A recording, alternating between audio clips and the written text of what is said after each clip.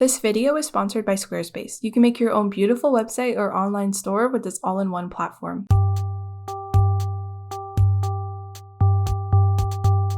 Hey everyone, this video I'm doing a watercolor painting, an actual painting, and not just drawing in my sketchbook like I normally do.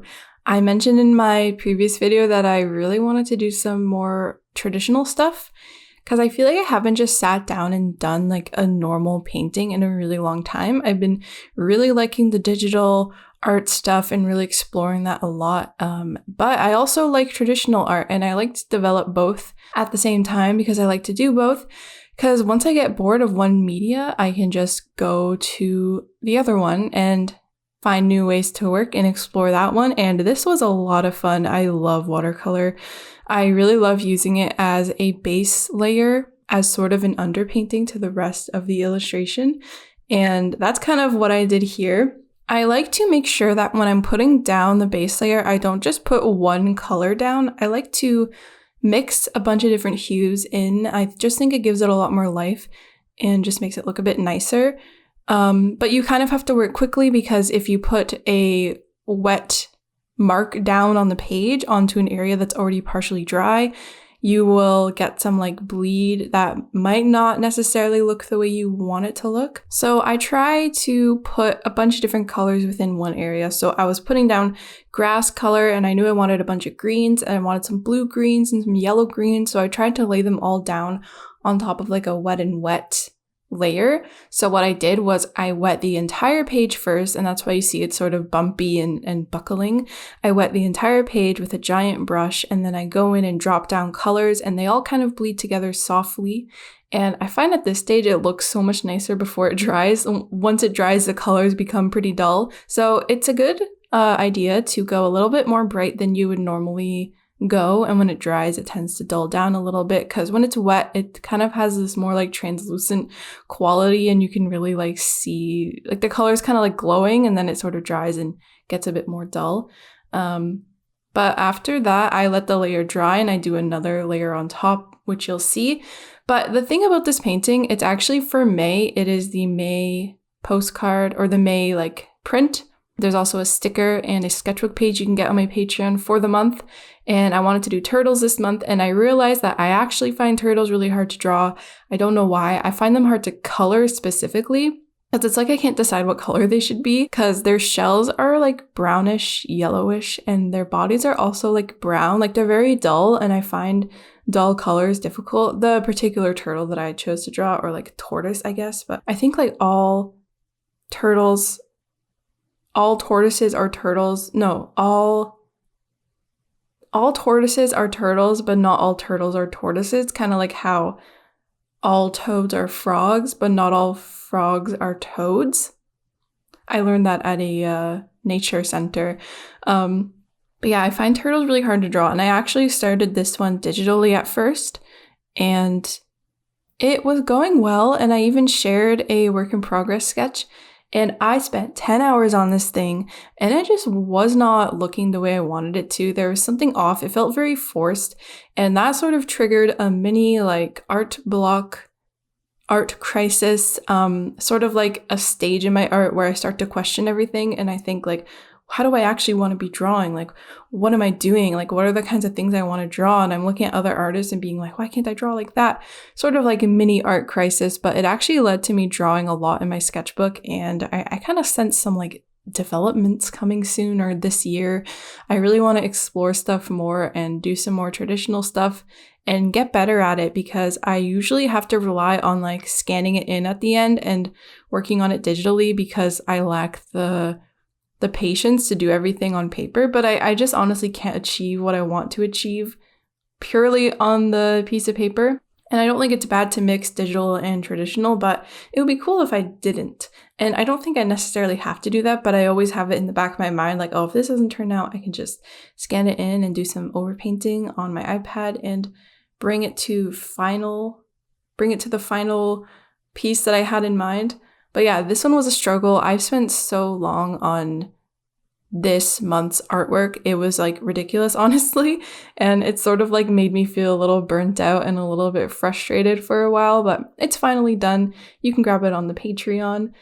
I'm glad I decided to do it on paper because it was very refreshing. I haven't done this in a while.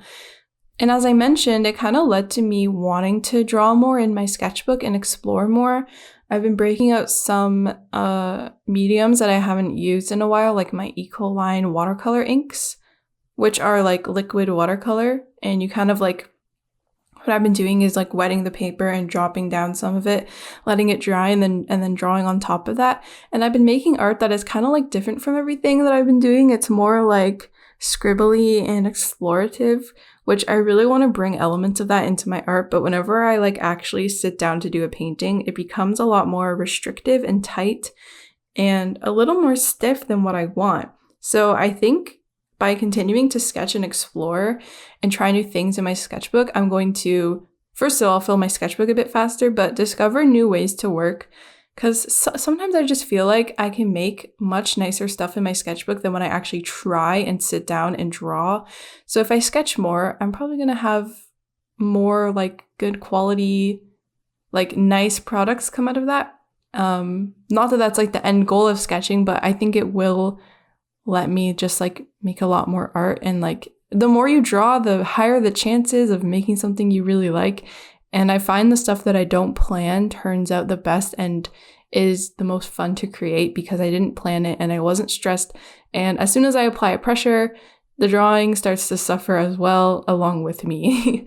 So that's kind of what happened with this one. But I do like the final product and I'm very excited to see how the prints turn out. I think the sticker's pretty cute too. And yeah, a lot of people said that they wanted to see a watercolor painting from me. So I was like, all right, you know what?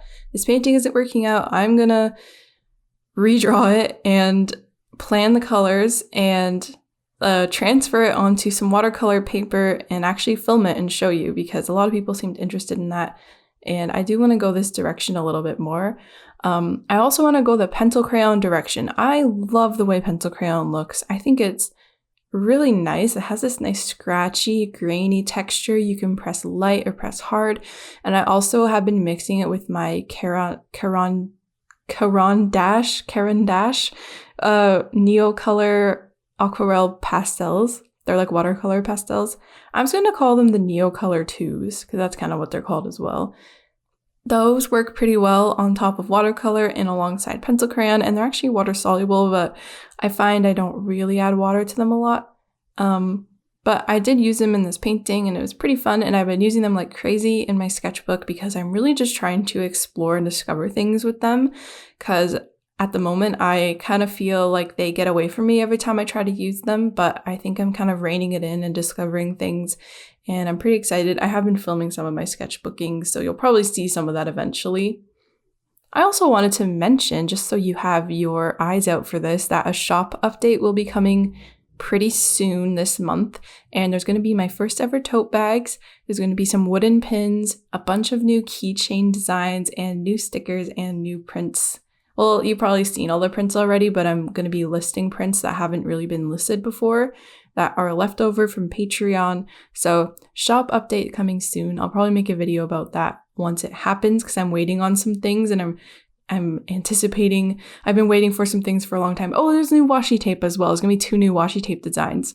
Going to be a fun update. I am very excited and I feel like I'm so impatient. I'm just like twiddling my thumbs waiting for all the stuff to arrive, and I just want to start designing more things, but I also like have other things to do. I need to actually prepare for this update and make all the listings. I can't be working on the next one yet, but I do feel very inspired to make a lot new products this year, and I just want to see like what kinds of stuff I can make. I just really like offering like cute things for people to buy, things that make people happy.